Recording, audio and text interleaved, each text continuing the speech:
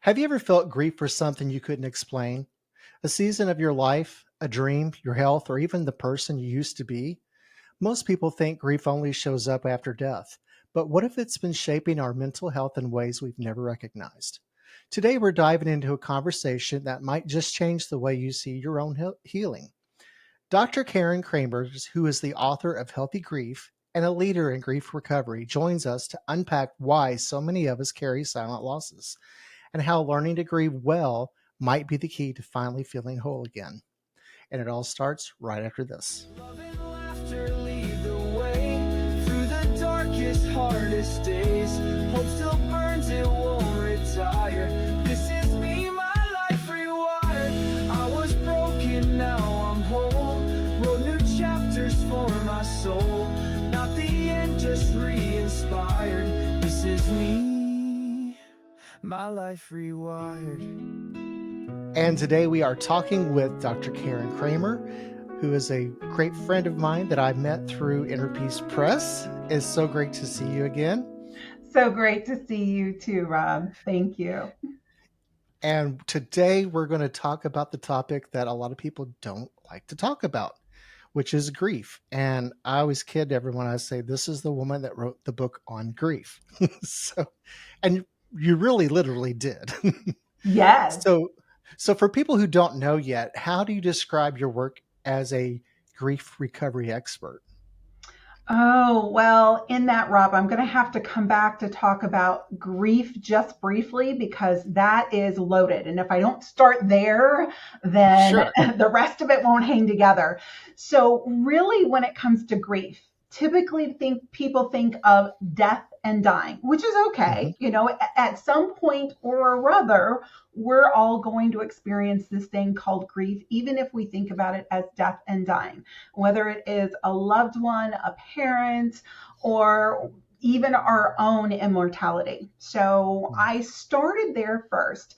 However, also, even in the work that I was doing with my clients, I was finding that clients were going through similar experiences of grief around other important events in their life, including myself going through various different life experiences. So I call grief when we have some significant sorrow over a certain event, which by the way could be external or internal, Hmm.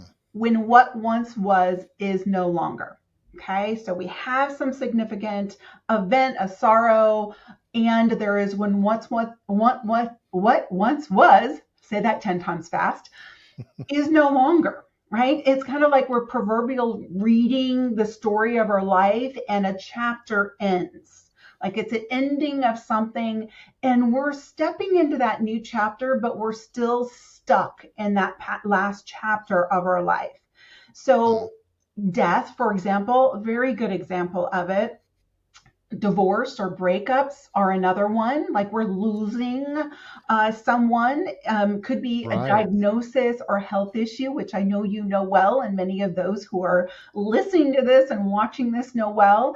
It can also be a change in a financial status. It could be Hmm. a change in the numbers on our bank account, the numbers on our scale, the number of candles on our birthday cake, the number of gray hairs that show up, all of that.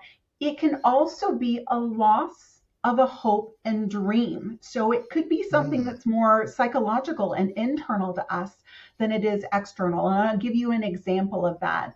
I have a client who ended up divorcing in her late 40s and was really struggling with this idea that she was losing her hope and dream of becoming a mother. Now, someone would say, "Oh, well, there's ways you can do that," but she was really struggling with that and really giving up that idea at that point in time. So that was a hope and dream that she Yeah. was grieving at that time.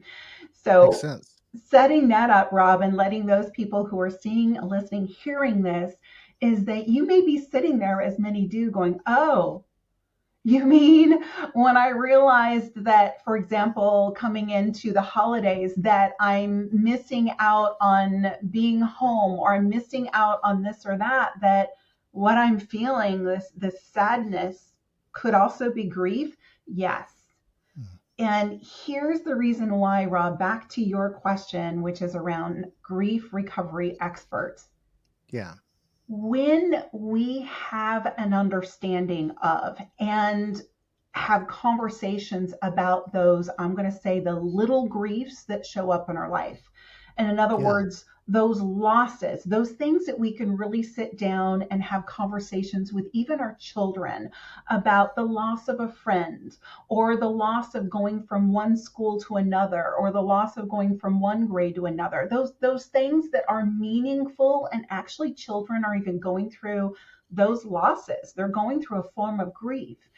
Yeah. Then when it comes to those bigger griefs in our life, such as those death, divorce, diagnosis that comes along, we can tap into ourselves and say, okay, I may not have been here before. I may not have lost a parent before or gone through this major life event that led me to some physical being at a different state in my health.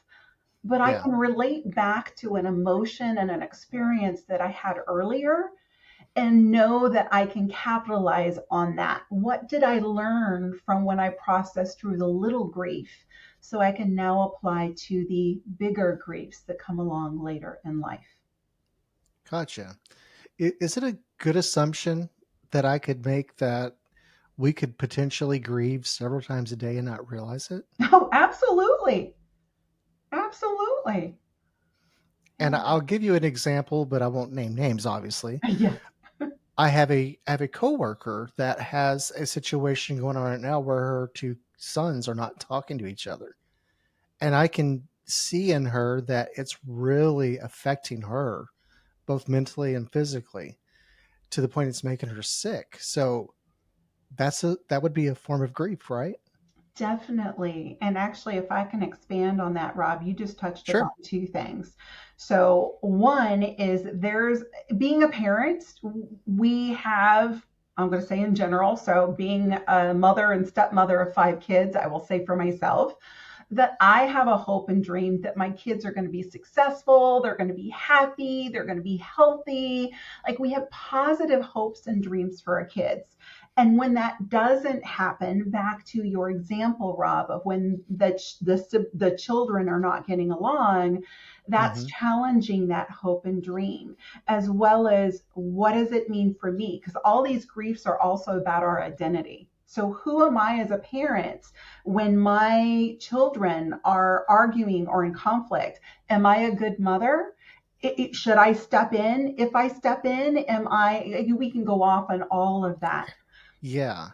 So there was really that part around, yes, at any point in time, that's a good example, Rob, that's a form of grief. It's a form of questioning. It's a form of possible loss or sadness or questioning our own identity. Hmm. There's another aspect that you talked about it too, which is one of the reasons I got into this work. You mentioned it was making her sick. Mm. Yeah. So the reason why I literally wrote the book on grief, thank you, Rob, is 3 years ago as a hypnotherapist, I was working with 3 clients over a 2 week period of time, all of whom came to me for various different reasons. But if I looked at the theme, it was various different losses and griefs.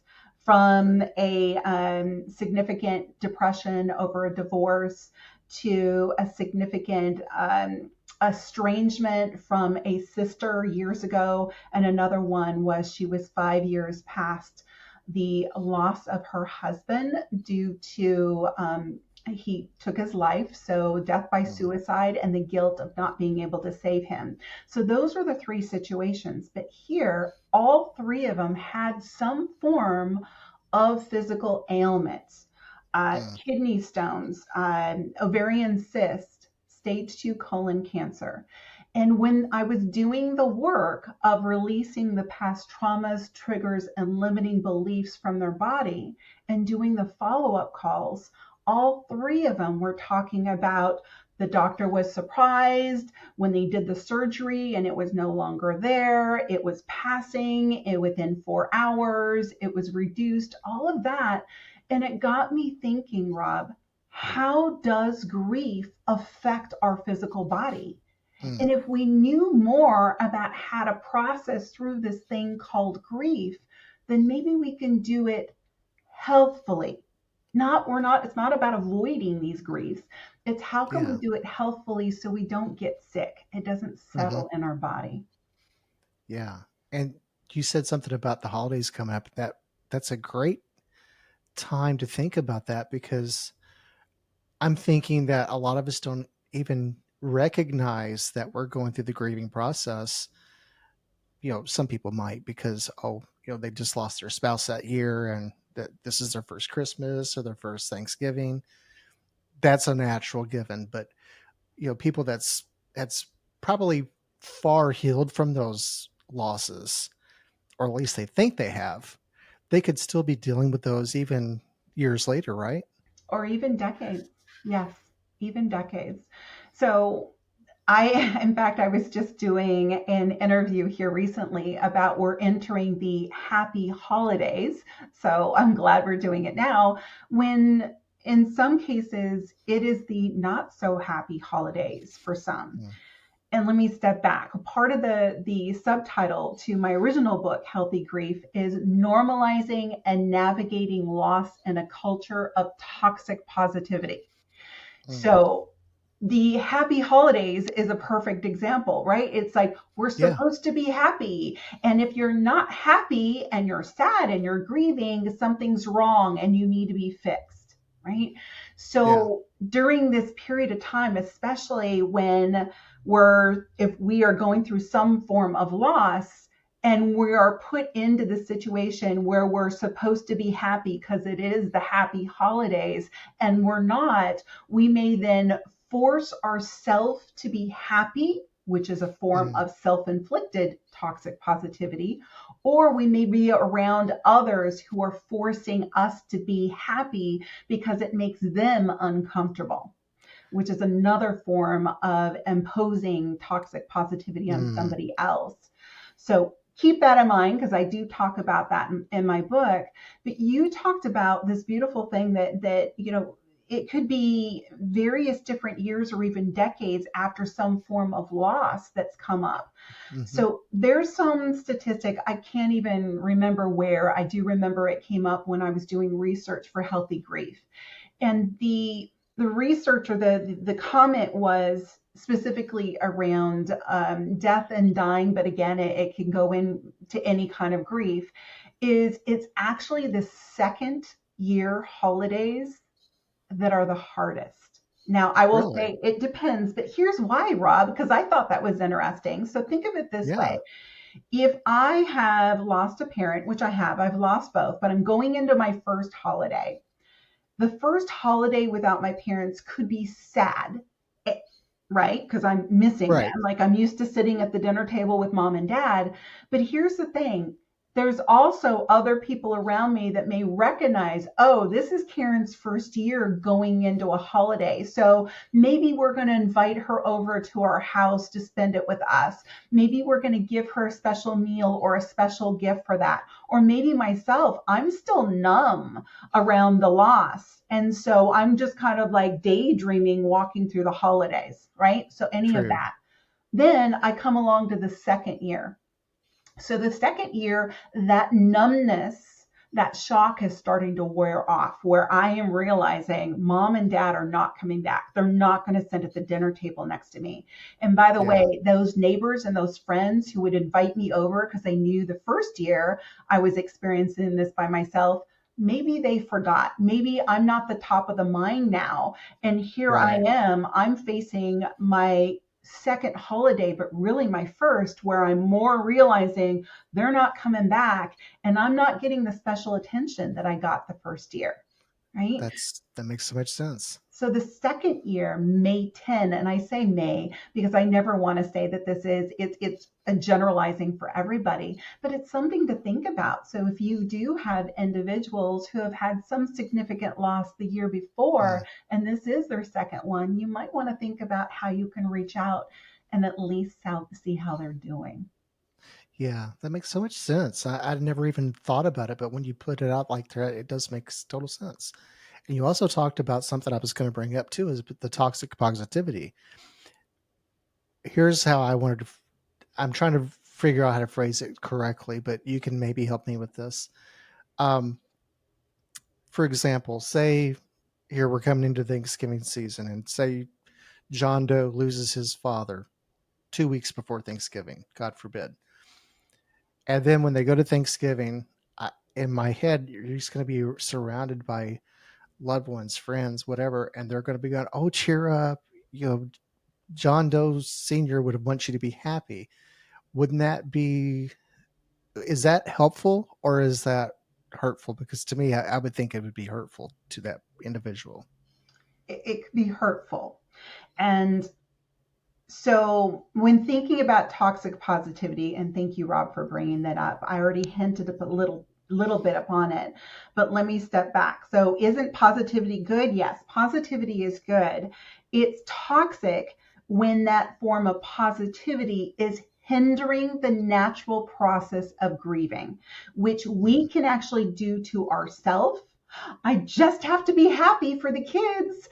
I can't let them see me cry. I need to be happy at the Thanksgiving table. Like I need to be happy, but really Yeah, inside I just want to go into another room and curl up in a ball and cry, right? yeah, So I'm forcing myself, which is hindering that process for me. And granted, as I'm talking about it, there's that balance. So it's not saying you just I'm not going to come to the Thanksgiving table and expect everybody to hear me bawl over the gravy, right? So there's that balance there.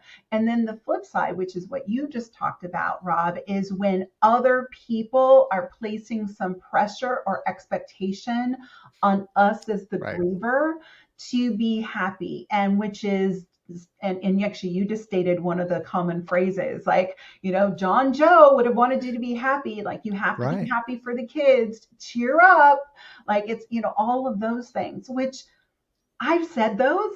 I've said those in the past. I've said those to people, right? Guilty. Right. Yeah, And all of this, instead of like thinking like, oh my God, I'm a bad person, we're not, because we have great intentions, right? We want to right, help right. somebody, right? We want to help. And the way I phrase it is if what we're saying coming out of our mouth is because, and this is where it is taking that extra pause before we say somebody who has gone through some significant grief, are we saying it because their grief is making us uncomfortable?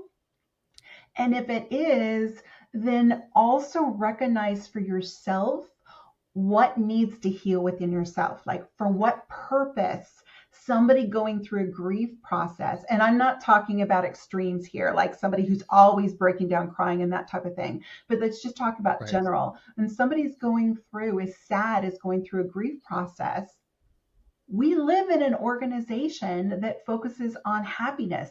For heaven's sakes, within the United States, we have it written into the Declaration of Independence that we have the pursuit of happiness, for heaven's sakes, Mm-hmm. right? So is it Right. because I am uncomfortable about somebody who is less than happy? Then that's an awareness for me. Is Mm-hmm. it that I truly want to help that person? And if I truly want to help that person, to just what you said, Rob, it could be hindering their natural, normal process. So, what are some things that I could say that can truly help them, that helps them without hindering their natural, normal process, or in a way pressuring them to be happier than they are in the moment? Even Mm-hmm. if it is taking a break from each other or creating a space for it. And again, all of those things I do talk about in healthy grief. Healthy grief is both for the griever as well as the supporter, because we play many different sides. And in some cases, to your point, Rob, on a daily basis. Yeah, that makes sense what you're saying too, because when I lost my mother, I wanted to punch the first person that came up to me and said, "Now your mom would want you to do XYZ." And then it dawned on me, I do the exact same thing. So now whenever someone loses a loved one, I'm not quick to say, "Now you know your mother would want you to do XYZ." I try to be more compassionate and say, what you're feeling is valid, and I'm here for you. If you want to talk, if you want to cry, you want to scream, you want to go punch a wall, let's do it. And that's so beautiful, Rob. Thank you. Thank you for that. Honestly, being able to see, hear, and understand, I'll come back to that word in just a moment, but see, hear, and understand somebody for what they're going through, Hmm. even if it is to your point, just saying, hey, that sucks. I feel you. Like, tell me about it. Like, I'm willing to hold space for you. That in Yeah. itself is so healing rather than trying Hmm. to capitalize and throw your perspective into how they should think, feel, or understand or process. Now, I did say a caveat in there. There is you can feel, think, and understand in your own way. For example, both of us have lost parents, right? To Right. think that I understand, Rob, what you are going through because of the way in which I lost my parents, right? I'm Right. understanding from my own perspective because I'm also somebody who's lost my parents.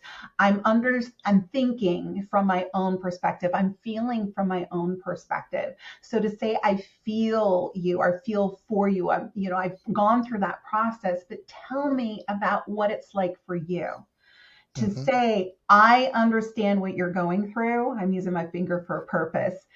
I understand what you're going through is a trigger statement because we truly don't understand what that person is going through. And Right. that could be like, no, you don't. You don't understand. You don't understand what it's like when I lost my da da da da da, or I went Hmm. through this injury. Like, no, those could be fight words. But you can say, I understand in my own way. Tell me what it's like for you. Is a whole different perspective. Oh yeah, I have a relative that is that. She was very. You did not say, "I understand what you're going through," and we truly don't understand. But instead of saying that, I always just said, um, "I can't even imagine to understand what you're going through." But I know that losing someone is not fun and it hurts. Yeah. Beautiful, Rob. Beautiful. Yeah. Beautiful. Yeah. I having some phrase, even if it's a general phrase in your what I call proverbial back pocket to pull out that you feel comfortable in saying is helpful. So you're not, if you tend to be the type of person in the past, come out with now your understanding as a toxic positivity type phrase or I Yeah. understand you type triggering phrase, Hmm. is just put that in your back pocket. In Healthy Grief, I actually pull out a list. I think it is 64. It's been a while that I've gone through of the type of phrases that can be the first phrases to respond. So, for example, even social media now, we're being, as a culture, being more open when we're sharing about the passing of somebody or even the passing of a pet. And what do you say? Right?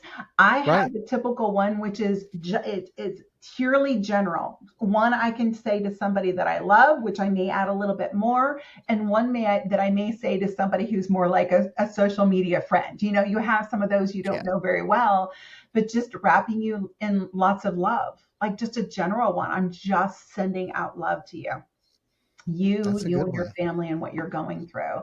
So having that phrase that feels authentic and true for you in your back pocket, then you can just pull it out. So yeah. Hmm. Yeah, because a lot of times we don't know what to say, and we all go to that. I'm so sorry for your loss, sending love and prayers, and it feels so generic, but also you want to say something. Yeah. And that's why I say something that is slightly different, even though I may mean the same thing. Yeah. Right? You're sending your condolences. You're acknowledging that they've gone through that. Yeah. Yeah. And I feel like that really lifts that other person up, just to know that other people are the acknowledgement that, hey, you've went through a loss, and I'm sorry. Again, to be seen, heard, and understood for what Hmm. they're going through, even if it is a short phrase in social media. Yes. Yeah. Yeah. So let me ask you this. What are some signs that some people might be grieving even if they don't recognize it? Hmm. There are many different signs. So, and it also depends upon the type of grief. So, I'm leaning into this, which is the reason why I'm closing my eyes. I Okay. just had a dear friend of mine, for example, who lost his brother in a very unfortunate way. And this is one of the ways that he may show up. I actually, and I happen to be intuitive. So for some reason, I was like, just send a message to my friend. So I was like, hey, I was just thinking of you. Literally, I happened to be just thinking of him. And he said, thank you so much for reaching out. This is what happened to me today. I had no idea, had just lost his brother. And again, it was a very Oh, unfortunate way. And he shared more with me. And again, the phrases like sending love, like I can't even imagine. The one of your phrases, Rob, that you used, because I couldn't even imagine the way in which he lost his brother. yeah. And he said, I'm just not open to talking about it right now. Again, many people are not. And and I said, okay, well, let me know when you are. I am here for you anytime. Just let me know. Right. Yeah. So another dear friend of ours, I had just reached out to and I said, like, hey, you may want to, have you heard from him? No. I said, you may want to just reach out. And it was gentle. I didn't want to, get into confidence. But then he's like, okay, what's going on? He's not responding. And I said, okay, so this gets to what you're talking about. There are some people who isolate. Okay. Yeah. So what was happening with him is he was isolating. He wasn't letting people in. Luckily enough, I had just reached out to him right at the time he had received that information. So I was in the know, where after that, he was just turning off his phone. He wasn't responding to emails, all of that, to which he just isolated himself. So Hmm. sometimes you truly don't know somebody's going through a grief. Another form of isolation, which is what I did when I was going through my divorce and I was embarrassed by it. Again, another form of it. I put on that smiley, happy face and I did not let anybody know for the longest time. Till like 6 months later, I finally started telling some of my coworkers, and they're like, I didn't even know, right? It was another form of isolation. I was toxic Yeah. positivity. I was putting on that shield as if I could operate through things. So sometimes it's really hard to identify what that grief is, especially if one of the examples is isolating. Like if I hadn't reached out to my friend and his friends ended up just getting his voicemail, they never would have known. Mm, My coworkers never knew because I put on that shield that's there. yeah. Now, not everybody operates that way. Some others are very open about it. What I will say to your question, I was just giving an example, but what I Sure. will say to your question, Rob, that when I was doing research for healthy grief, there tended to be three main emotions that tended to show up for people as they were describing grief: overwhelmed, Mm, lost, and alone. Overwhelmed, wow. lost, and alone. So I would say, if you start to see individuals, or even for yourself, realize overwhelmed, I feel lost in what's going on, I feel alone, might also be an indication that you're going through some form of grief, even before you consciously recognize what may be leading to that. So overwhelmed, lost, and alone. And also, it's Wow. good to think about those too, because if you have somebody who's overwhelmed, lost, and alone, what you may not want to do, for example, if you have somebody like my friend who just went through this, if he's overwhelmed, I'm not going to ping him with a whole bunch of questions. Well, what happened? Tell me, what do you want me to do? No, you don't want to overwhelm anybody more than that, Hmm. right? You're just So adding to it. Yeah. Right. So if they're overwhelmed, don't add more overwhelm. If they're lost, now this depends upon the grief, but it's one of those where how can you provide some comfort? For example, some of the lost may also be where they start to actually forget. It's it to do basic things such as eat, sleep, etc. Mm, So, one of those things about feeling lost is also feeling lost with their sense of time and space. Like the days run together. So, if they have children, for example, one way you may do is, hey, it thinks about the reason why I'm saying this is thinking about ways in which you can help somebody who's in grief. Okay, if they're mm, lost and they have children, hey, little Sally or Bobby, why don't I take them to school and pick them up? Do you need me to help with tutoring? So anything like that, babysitting, uh, food, getting like food trains are common with somebody who's going through grief. Like getting groceries, doing Uber Eats, something, getting basics. Like I remember I was sick one time and a friend of mine went to Trader Joe's, knocked on the door, and left me a bag of bread and soup and chocolate and a little plant. It was just like I didn't ask for it, but it was just so sweet. So yeah. if they're overwhelmed, don't pellet in with a whole bunch of information. If they're lost, do your best if you know them well, put yourself into their shoes.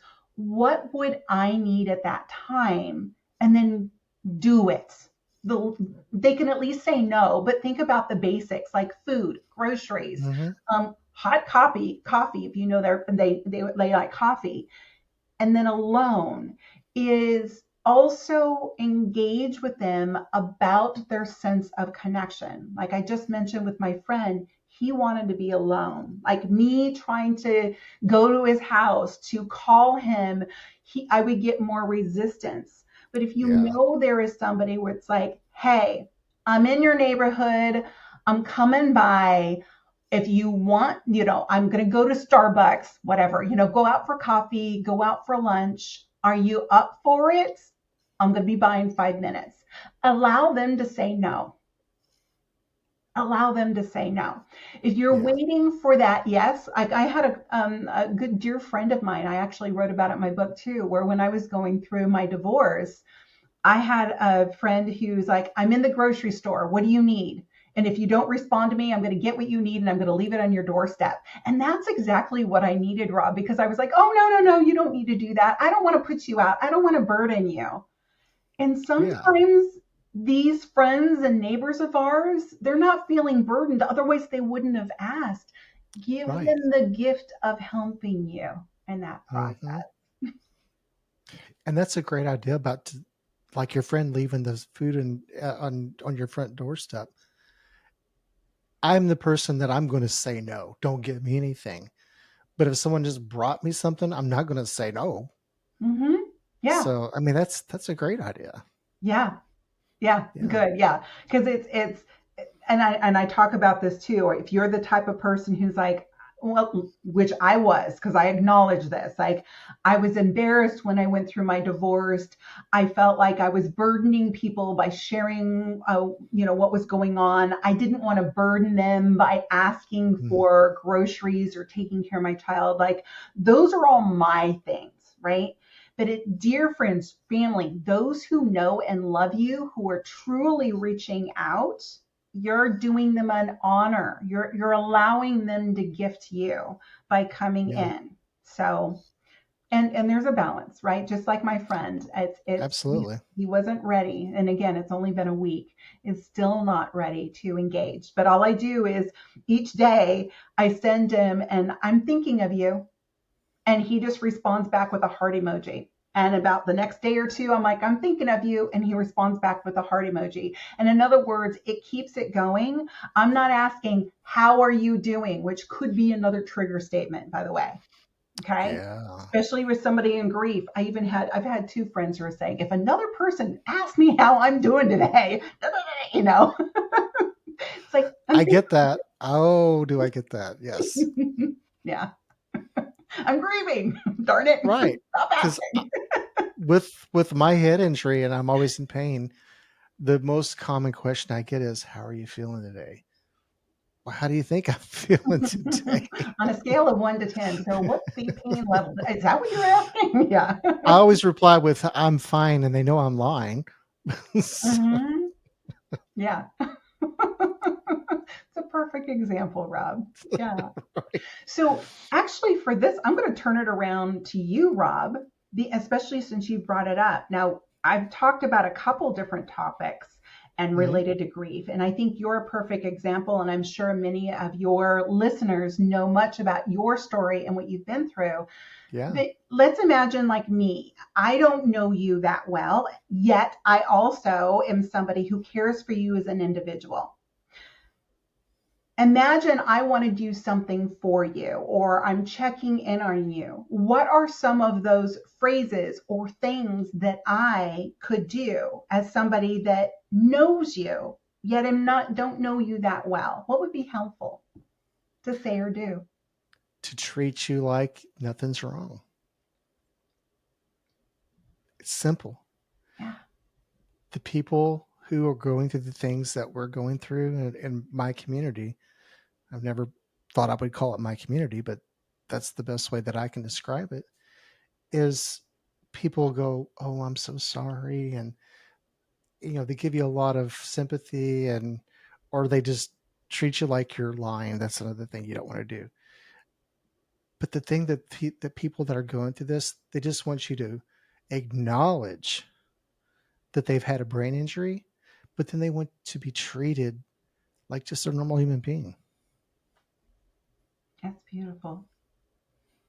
Yeah. Yeah. So let me ask you this, and I do want to get to your book before we run out of time. I know I could ask you questions all day long. Obviously, I'm not an expert on anything grief related, but I do know that there's 5 stages. So what is there a stage of grief that you tend to see people get stuck on, or is it different for everybody? Okay, first of all, you talk about stages. So I assume that you are talking about Kubler-Ross's 5 stages of grief, which Yeah. many people refer to. And Kubler-Ross's 5 stages of grief was based upon individuals who had a critical diagnosis. They knew that they were dying. And then Hmm. that has been then applied to all different types of grief. Oh, Okay. So having said that, Rob, I'm going to ask you a question, and no is a perfect response. Okay. okay. Sure. Can you name all 5 stages of the Kubler-Ross's stage of grief? I think I might be able to, because I know there's anger, depression, um, acceptance, denial. Bargaining. I named bargaining. That's the Yeah, one I was. you got it. And I give you a lot of credit because many people cannot, including myself. Had you turned that around and asked me, I probably wouldn't rattle them off. And so I actually talk about Kubler-Ross's stages in Healthy Grief. My mother-in-law actually was a candidate, no, a subject under Kubler-Ross for some of the things that she went through. So there's an indirect connection that's there. I actually have a 5 stage framework to be able to help somebody go through grief. So, with your question, I'm actually going to talk about that framework and where people get stuck. Okay, so I'm going to switch it around just a bit. And one of the reasons why I actually created it into a framework, one, because when I share it with you, it is not going to be brain surgery in any way or something major. You're going to go, that makes sense. And it's something that's easy, and it's something that you can understand and remember and even use with children. So let me Okay. briefly describe that and then get back to your question, which is around where do people tend to get stuck on that framework? Sound good? Sure. Okay. So when thinking about the framework, this is basic. So I have the healthy grief framework. Grief, Grief. I was in the shower and I was thinking about the stories of my clients, and I wanted to bullet point it down into something that was easy for people to take away, use, and understand. So this was my shower moment, the healthy grief framework. So GRIEF stands for gather, relate, involve, ease, and focus. Okay, so what does that mean? Gather your thoughts. What are you thinking in the moment? Relate to your emotions. What am I feeling in this moment? Or also, what could other people be feeling? So you can relate it to other people. I, which gets into feet. I'll get back to that in just a minute, but I do a lot of like body connection when I'm helping people and I'm presenting this to understand. So I, involve in action. What action step can you take, even if it's one simple thing, such as during COVID, I was working with somebody who was depressed. Getting out of bed before noon in the morning, taking a shower, changing clothes. It could be something simple. Okay, so I, involve in action. E, ease. Ease with support. What support do I need right now? Even if it's formal, such as like medical support, or informal, I need somebody to get me groceries. Okay.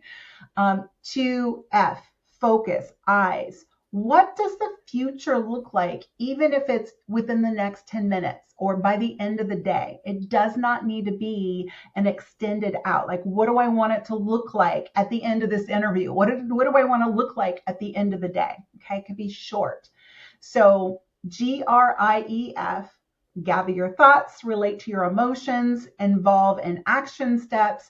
E, ease with support, and F, focus on the future. Okay.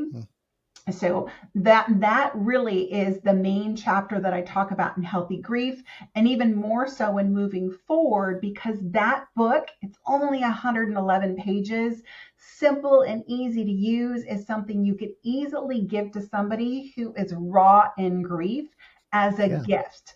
So Moving Forward. So back to your question, Rob, where do people get stuck? In most cases, it's that second one about relating to emotions. Right. And it could be actually anywhere, but I actually go down and talk a little bit more about some of the emotions somebody may have during that process as well. Yeah, that does make sense. Now, did you pick up on where I may have got stuck? I hadn't thought about it, so I'd have to reflect back on that. So in the process, rather than me sitting and thinking. I was quick to name off the first one, anger. Emotions. Mm-hmm. Yeah. And and I'll briefly talk about the emotion. It's called Dancing with Sarah. So SARAH, on what people may be going through. It's a process that I used even when I was doing executive coaching. It's a framework that's been used for like mergers and acquisitions. So it's taken like in different kinds of grief is what people may be going through. And I'll just briefly mention it for time's sake, but I usually get people to engage with me on it. S, shock, numb. You've experienced something and it's just kind of like, is this real? It's kind of like bargaining in a bit. It's like, this can't be true. This can't be true. So just shock, numb.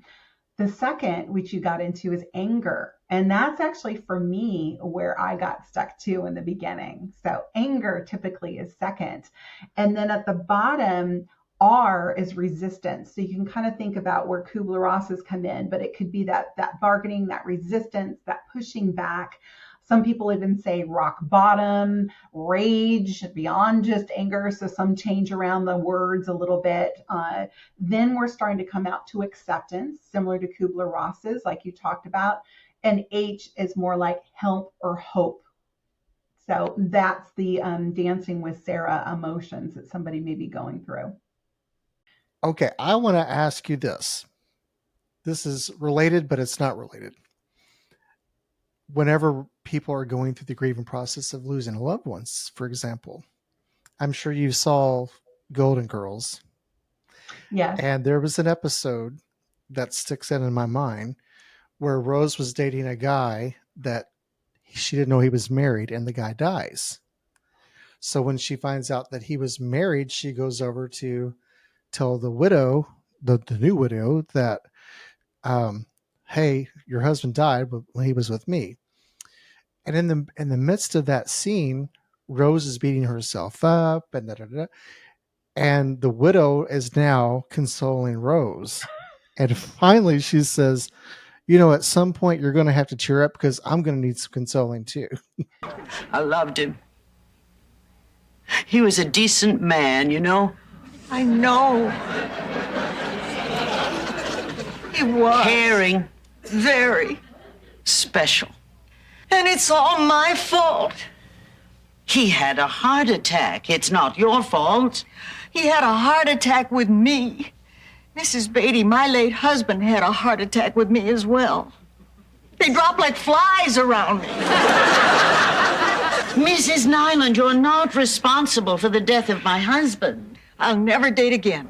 In time, you'll forget this. Never. I promise you. It's okay. I'll get used to being alone.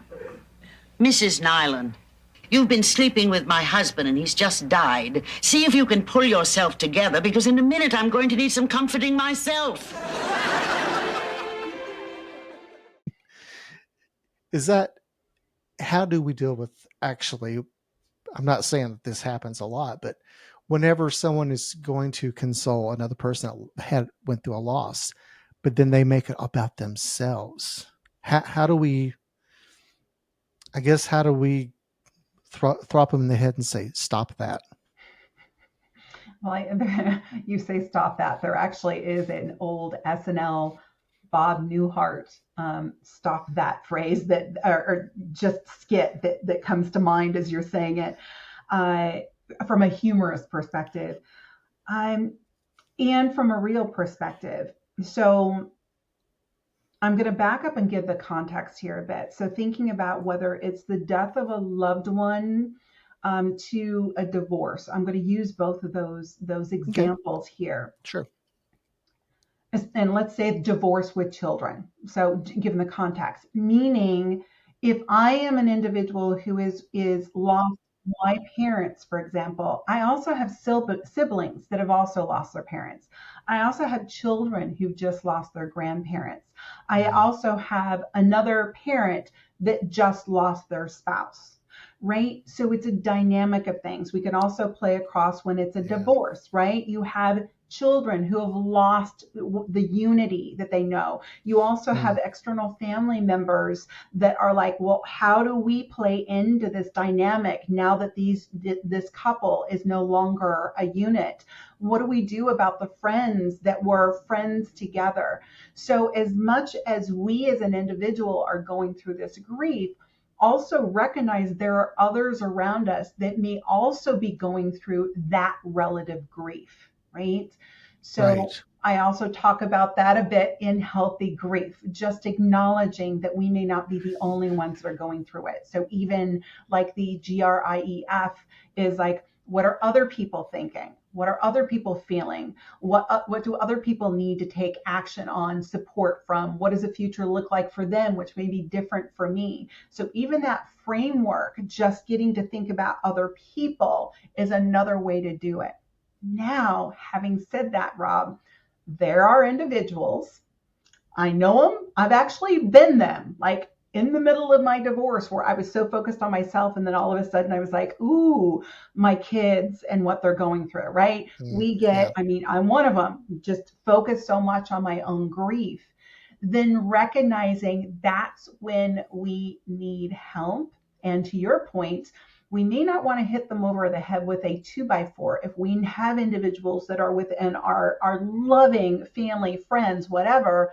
How do we gently say to them, I love you. I'm just going to paraphrase. I love you. I want to be here for you. And at this point in time, I think what you're going through is beyond what I can give you. And that can also be where you can hold space for them, but it's too much. And that person truly needs some external or professional support to be able to process through that. So it's how can we communicate with that person in a way that is honoring the relationship that we have versus like, cheer up. And, you've been grieving for 2 years. Isn't it about time? Like, which is another form of toxic positivity, but also recognizing there is prolonged grief disorder as well. And this person who's going through that, we don't know. Here's a perspective to think about. When anybody who's going through grief, that's when all our other past traumas, triggers, and limiting beliefs come up. So we may see somebody who it's all about them and that grief, but to be honestly, it's not just about that grief. It's everything else that they have gone through that time when they were 5 years old and dad left and they felt abandoned, like whatever it is. Honestly, Right. if that's the world of the work that I work in when I'm helping people through grief, it's the current events just happens to bubble up all the other past traumas. The anger, you mentioned anger, for example, like it just bubbles to the surface. It's Mm. doing the healing truly is much less about the current event, and it's about everything else that's underneath. So that person probably needs some professional assistance, but as an individual, it's just honoring that you love that person, and it may just be Yeah. best that they seek other resources than what you can provide. Hmm. Yeah. I think of a person that we know, not me and you, but my wife and I, and this person every day is a drama for them. And if one thing happens to them, you're going to hear about it for the next 6 years.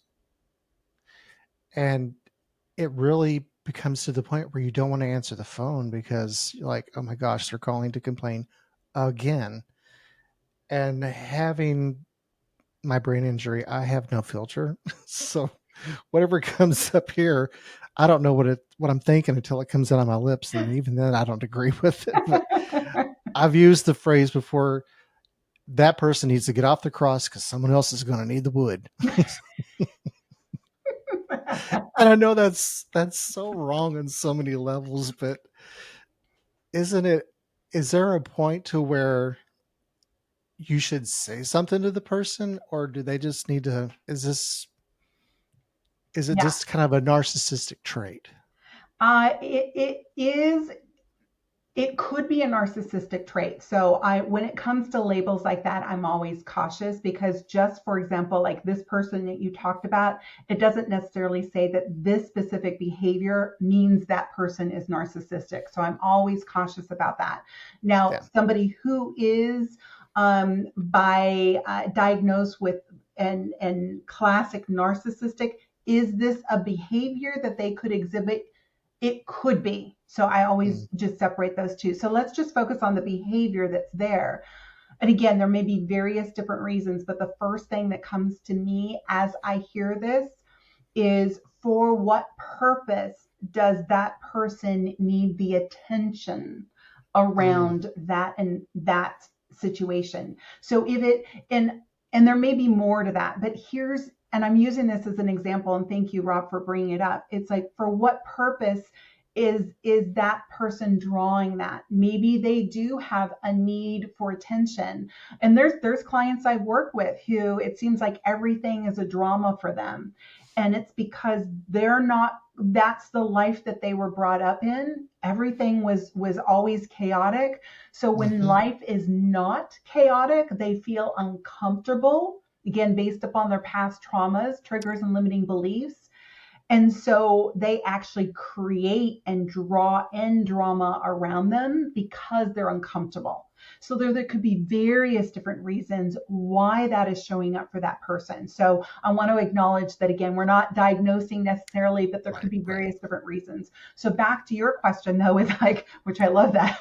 I may use your phrase at times. It may be an internal voice around the cross in the wood, but it's like, yeah, if we have an individual in our life and we're afraid to pick up the phone because we don't know what kind of drama that's going on, like, yeah, it's a boundary crossing, right? It's a boundary. Mm. You may, and again, you may love and want the best for that person, but what's underneath that is they're crossing a boundary for me.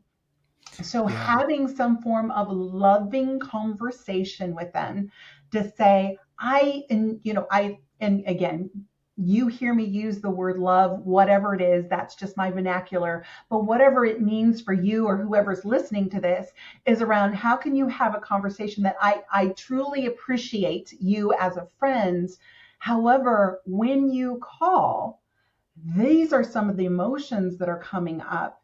And I feel uncomfortable that I am now starting to think and reflect upon you and starting to avoid, depending upon how you want to go with the conversation, like Right, right. avoiding your calls because I just don't know if it's just going to be another thing that I really would love to have a conversation with you and go out with you that is more positive and reflective. So by doing some of that, and there's various different ways you can have that conversation, it will start to raise awareness to that person that other people may be responding to them in such a way that they are not Mm, even aware of. So awareness is the first step for that person. The next step is to whether they want to do something about it or not. You can't force them to do something about it, but you can at least make them aware of how you are thinking and feeling and reacting based upon what they're doing. right.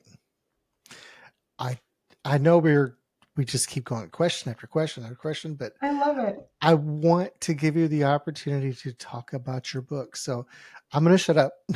I want you to tell I want you to tell us about the book. Naturally, we know what inspired it because you want to help people, Yes. but tell us about the book and then also your the words not coming to me, the cards that you made. And the oracle cards. Yeah. So Yes. to talk Yeah. about those. Good. Thank you. And I think to that we've talked much about that. So the basic inspiration for me back in 2012 was losing my father. So my father passing away at the young age of 90. And it was a month later that I ended up putting my beloved cat to sleep. And then I ended up telling my mom, and I went into this angry rage. You talked about anger. It was like the proverbial straw that broke the camel's back about something that was relatively minor. But at the time, it just hit me because I was focusing on the logistics around my dad's passing, not more, I was more transactional than I was relational about it. I was avoiding the emotions. And when I had to put my cat to sleep, I had to face the emotions. And it wasn't just dealing with the loss of my cat, it was dealing with the loss of my father.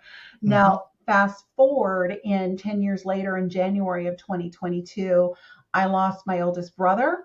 The next day, due to prostate cancer, the next day, my mom looked me in the eye at 97 and a half years young and said, I wasn't planning on living this long. I'm wondering what it's like to pass over. And because I had done the work that I do with my clients, I was able to look her in the eye and say, I accept that, Mom. I love you. How can I support you? 2 weeks later, she had passed. A month later, my remaining brother was diagnosed with dementia. So, all of that to say, that was my story. And I knew, so I recognized where grief was showing up in my life and how I was helping other people. But it really was here almost 3 years ago that, as I've already mentioned, I was working with 3 clients who had physical ailments. And by releasing those past traumas, triggers, and limiting beliefs, their bodies were coming back to balance, i.e., healing. And I really wanted to help other people understand how they can go through this thing called grief, how it does show up, like you've mentioned, Rob, it can show up multiple times per day. And when we can, excuse me, at least acknowledge it, that it is part of our normal natural process, then we can better help ourselves go through it and do it in a way that is healthy so it doesn't settle in things like cancers, heart diseases, and other things. And those are the type of clients that I've seen, because when it gets into a hypnotherapy perspective, your body doesn't lie. It holds on to things. Your body keeps a score. It truly does. Mm-hmm. So that's why I wrote the book. And the book, Healthy Grief, that came out is a bigger book. It has 30 grief survivor case studies in there. So, in many different kinds of griefs, it actually is a textbook. It is used for those who are funeral professionals. I also have those who are therapists and doctors who tend to lean towards that book as well. But the Moving Forward book, I've already mentioned that, 111 pages, so easy to use, reflective questions, actionable steps. It walks you through the healthy grief framework, and it is based upon the putting my dog to sleep story. So it's a somewhat lighter story, but still relatable even for children. So that's an easy book that's right there. Great gift to give to somebody who's raw in grief. And then what you're referring to, Rob, is the I love latest those. ones that come Yes. out are the oracle cards.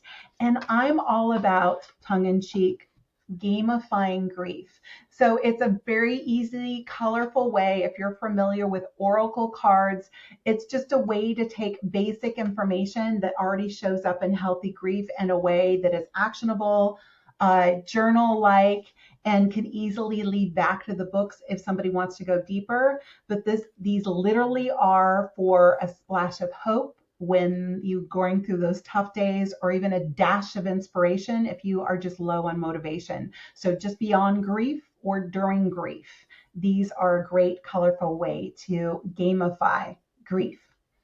I love it. Yeah. I've got to order those because I keep seeing those every. What the audience doesn't realize is that we have a monthly group that we attend because we're both authors and we're under the same umbrella. And every month when I see those, I'm like, okay, I gotta order those, and I keep forgetting. So maybe when I edit this video, I will finally remember to go place my order. Good. Well, I would love it. And also just and using them. I mean, honestly, it's less about just selling. We're one of those authors where yes, we want to sell the books, but it's more about using them. And one of the Right. things, and I'll send this to you as well, Rob, there actually is a link if for anybody, any of your listeners who want to just play around with the cards. I also have a card shuffle where I have 6 of the key cards from this deck where you can just virtually pick your own and it'll give you the cards so you can play around with this set. Cool. Yeah, everything that you have will be linked in the description below. So, I'm telling you guys, the if you're a professional, definitely get the big textbook.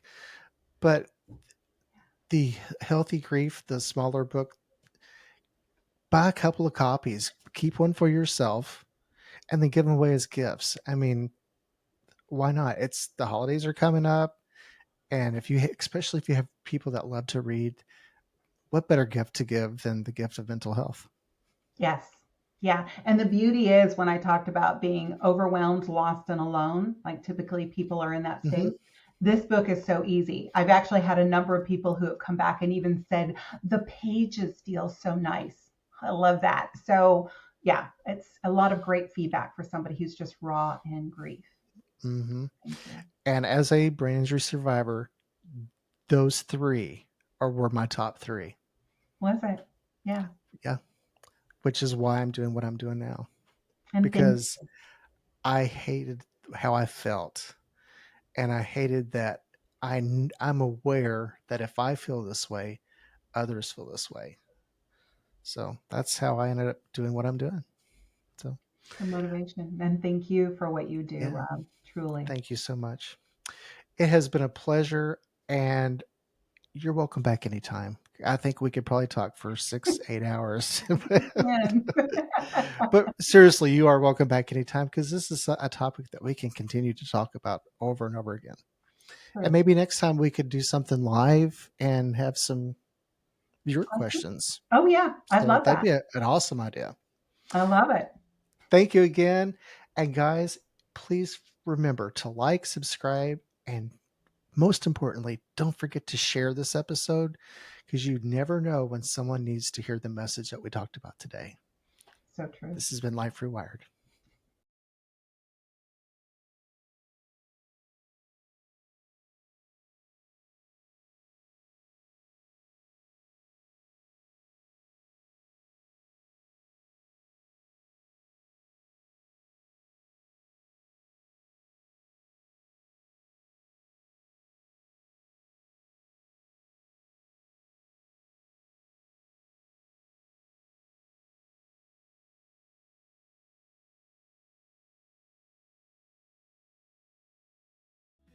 Me, my life rewired.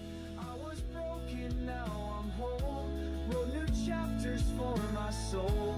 Not the end, just re-inspired. This is me, my life rewired.